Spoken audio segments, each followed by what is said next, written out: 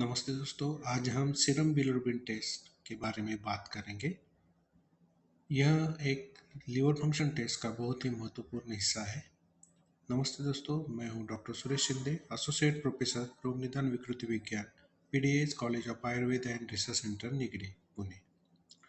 आज के इस वीडियो में हम देखेंगे कि सीरम बिलिरुबिन क्या है, इसका मेटाबॉलिज्म कैसे होता है, इस टेस्ट के मेथड्स एंड प्रिंसिपल क्या है, sample collection, serum bilirubin test की नॉर्मल रेंज क्या है, कॉजेस और क्लिनिकल फीचर्स क्या है, ये सब हम इस वीडियो में हम आज देखेंगे।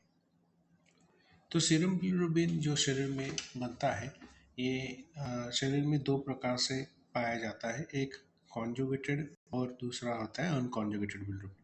अनकॉन्जुगेटेड सीरम बिलिरुबिन, इसी को हम इनडायरेक्ट बिलिरुबिन कहते हैं, और जो कि वाटर सोल्यूबल नहीं रहता है।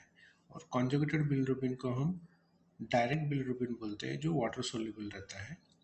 पहले देखते हैं ये सीरम बिलिरुबिन शरीर में बनता कैसे है, इसका मेटाबॉलिज्म कैसे होता है। सीरम बिलिरुबिन का मेटाबॉलिज्म, ये जो आरबीसी ब्रेकडाउन हेमोलाइसिस जब होता है तब ये होता है।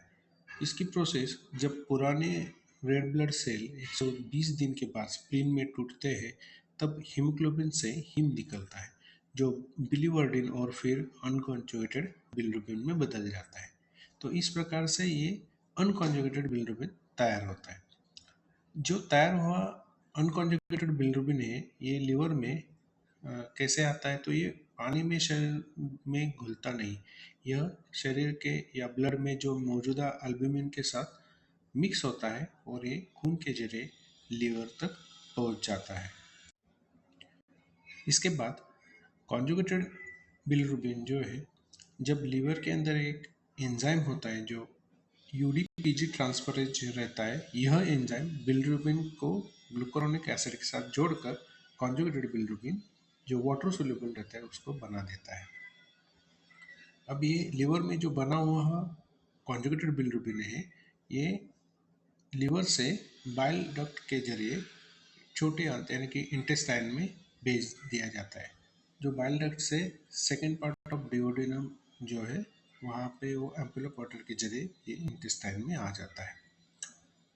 एक बार ये इंटेस्टाइन में आ जाता है तो आंतों में मौजूदा बैक्टीरिया से इसका कन्वर्जन होता है यूरोबिलिनोजिन और बदल जाता है ये, और इससे ही स्टूल और यूरिन को एक कलर प्राप्त होता है, जिससे स्टूल को पीला कलर जो आता है, ये इसके मौजूदा स्टर्कोबिलिन जो रहता है उसके कारण आता है। और जो पेशाब में यह जो पीला कलर आता है, ये यूरोबिलिन के कारण आता है। तो इस प्रकार ये शरीर में सीरम बिलिरुबिन मौजूदा रहता है और इस प्रकार से वो शरीर से एलिमिनेट भी होता है। अब इस टेस्ट के लिए क्या मेथड रहते हैं और प्रिंसिपल क्या रहते हैं, इसके बारे में आज बात करेंगे। इस टेस्ट के लिए जो सीरम बिलिरुबिन जो टोटल टेस्ट है, जो जेंडर्स की ग्रोथ मेथड से किए जाते हैं, और इसमें जब बिलिरुबिन डाइसल्फ्यूनिक एसिड के साथ मिक्स होकर एक कलर्ड एजोबिलिरुबिन कंपाउंड तैयार होता है। अब मान लीजिए कि बिलिरुबिन की मात्रा अगर ब्लड में ज़्यादा है, तो उसी के प्रोपोर्शन से अपने जो ब्लड का जो बिलिरुबिन की क्वांटिटी है, उसका कलर ज़्यादा हमें देखने को मिलता है। अभी इस टेस्ट के लिए जो सैंपल कलेक्ट किया जाता है वो प्लेन बल्ब में किया जाता है, और आप पेशेंट को बता सकते हैं टेस्ट के लिए आप फास्टिंग रहेंगे तो आपके जो रिजल्ट है हमें अच्छा मिल सकता है। इस टेस्ट में हम बिलिरुबिन टोटल, डायरेक्ट और इनडायरेक्ट, ये तीन टेस्ट अपने को मिलते हैं। अब इस टेस्ट की जो नॉर्मल रेंज क्या है देख लेते हैं। बिलिरुबिन टोटल जो है जॉन्डोस्की मेथड से करते हैं, और इसकी नॉर्मल रेंज 0.2 से लेके 1.2 mg/dl तक रहती है। डायरेक्ट बिलिरुबिन जो है डाइजोटाइजेशन मेथड से किए करते हैं, और इसकी नॉर्मल वैल्यू 0.01 से 0.4 mg/dl तक रहती है। और इनडायरेक्ट बिलिरुबिन जो है, जो टोटल बिलिरुबिन से जब डायरेक्ट बिलिरुबिन माइनस करते हैं, जो वैल्यू हमें मिलते हैं उसे हम इनडायरेक्ट बिलिरुबिन बोलते हैं। उसकी वैल्यू 0.01 से 1.0 mg/dl तक रहती है। अब देखते हैं कि ये जब शरीर में सीरम बिलिरुबिन बढ़ता है तो उसे हम हाइपर बिलिरुबिनेमिया कहते हैं, और इसके बढ़ने के क्या क्या कॉजेस है। अनकॉन्जुगेटेड बिलिरुबिन कब बढ़ता है, तो प्री हेपेटिक कंडीशन अगर है और उसमें अगर एक्सेसिव रेड सेल हिमोलाइसिस है, या हीमोग्लोबिनोपैथीज है, रेड सेल डिफेक्ट रहे, या फिर एनी एक्वायर्ड कंडीशन जैसे कि ट्रॉमा रहे, या फिर मलेरिया या डेंगू की कंडीशन रहे जो हेमोरेजिक रहे, और न्यूप्लास्टिक कंडीशन जैसे हॉजकिन डिसीज है, ये सब कंडीशन में अनकॉन्जुगेटेड बिलिरुबिन बढ़ती है। साथ ही साथ हिपेटिक कंडीशन अगर रहे, जैसे कि यूडीपी ग्लूकोरोनिल ट्रांसफरेज की डिफिशियंसी रहती है, तब गिलबर्ट डिसीज या क्रिगलर नाचार सिंड्रोम जो है, इन कंडीशन में अनकॉन्जुगेटेड बिलिरुबिन देखने को मिलते हैं। जो न्यूनेटल जॉन्डिस जो रहता है, इसमें भी अनकॉन्जुगेटेड बिलिरुबिन की वैल्यू बढ़ी हुई हमको देखने को मिलती है।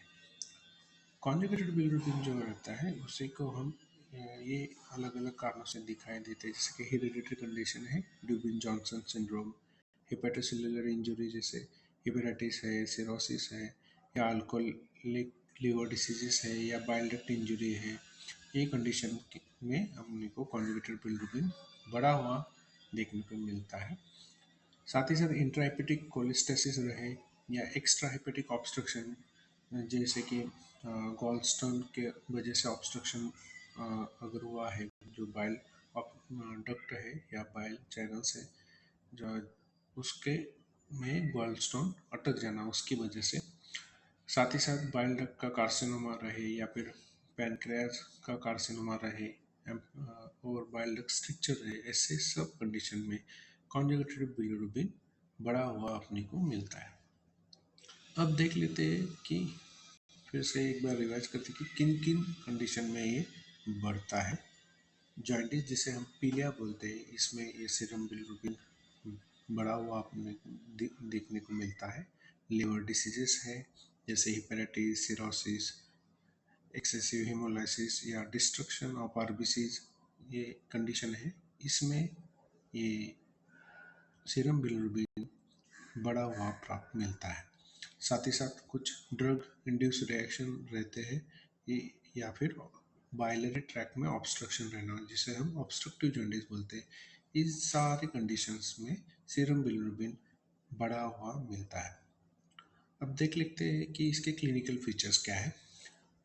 अभी फिजिकल साइंस हम देखेंगे तो इसमें एक तरह से यानी कि आपका स्क्लेरा है, ये पूरी तरह से जैसे जैसे बिलिरुबिन की मात्रा शरीर में बढ़ जाती है तो ये पीला अपने को देखने को मिलता है, इसे हम एक तरह से बोलते हैं। साथ ही साथ येलोइंग ऑफ स्किन पीली ऐसा अपने को देखने को मिलती है। ये पीले या जॉइंटिस है, इसमें भी ये साइंस अपने को देखने को मिलते हैं। साथ ही साथ पेशाब और स्टूल, यूरिन और स्टूल, ये डार्क येलो कलर के देखने को मिलता है। अगर ऑब्स्ट्रक्टिव जॉन्डिस रहा तो स्टूल क्ले कलर का देखने को मिलता है। गैस्ट्रोइंटेस्टाइनल सिम्टम्स में एनोरेक्सिया यानी कि खाने की इच्छा बिल्कुल नहीं रहना, नौसिया या वोमिटिंग यानी कि जी मचलना या उल्टी जैसे सिम्टम्स अपने को देखने को मिलते हैं। साथ ही साथ राइट अपर एब्डोमिनल क्वाड्रेंट है, वहाँ पे एब्डोमिनल पेन स्पेसिफिकली देखने को मिलता है। ये हेपेटाइटिस या गॉलस्टोन कंडीशन रहते हैं, इसमें स्पेसिफिकली देखने को मिलता है। साथ ही साथ कॉन्स्टिट्यूशनल सिम्टम्स, जनरल सिम्टम्स है, ये प्रूराइटिस जिसे हम खुजली बोलते हैं, शरीर में अगर सीरम बिलिरुबिन की मात्रा बहुत ही ज़्यादा बढ़ जाती है तब ये प्रूराइटिस के सिम्टम्स देखने को मिलते हैं। उसे ऑब्स्ट्रक्टिव जॉन्डिस या बाइल साइल जब शरीर में ज़्यादातर बढ़ते हैं तब ये देखने को मिलते हैं। साथ ही साथ फटीग और फीवर, जो जो ठंडी दे के बुखार आना, ऐसे फीवर रहे जैसे पीलिया में या जॉन्डिस में, ये कंडीशंस, ये सिम्टम्स, सारे फीचर्स अपने को देखने को मिलते हैं। तो आशा करता हूँ ये सब जानकारी आपको पसंद आई होगी। इसी के साथ हम आज रुक जाते हैं। Thank you.